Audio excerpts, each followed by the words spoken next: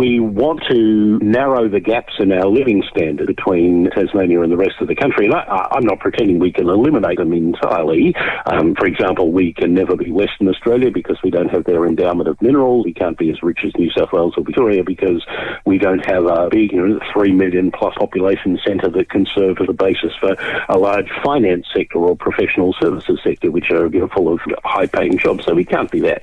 But I think we could aim to be richer than Tasmania or than South Australia or Queensland, for example, and we're a long way short of both of those. But a critical part of getting to where, say, South Australia and Queensland are in terms of average incomes would be having higher levels of educational attainment. And yet, sadly,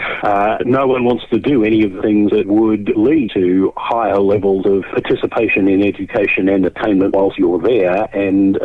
as a result, I am very pessimistic that Tasmanians will, in my lifetime, be able to have the same sort of average incomes that people in, say, South Australia or Queensland do, let alone in New South Wales, Victoria or WA. So we'll remain the lowest paid in the nation, Saul? Well, unless we can improve our productivity and our employability, and I just simply don't believe we can do that until we do a better job of educating those who are entering the workforce as they come out of the schooling system and the education and training systems, or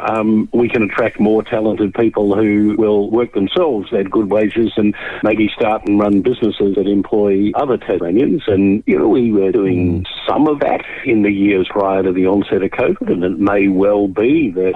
as hopefully life returns to something approaching normal again and our borders are open and people will think we've done a good job in managing COVID, which by and large I think we have, and that we're a good place to be in an era of dangerous climate change, those sort of things might help attract more talented and productive and high-earning people to live in Tasmania. But that's not going to do much for those of us who are already here and are struggling to get a sort of income that will allow them to maintain their standards of living in the face of ongoing rises in the cost of living.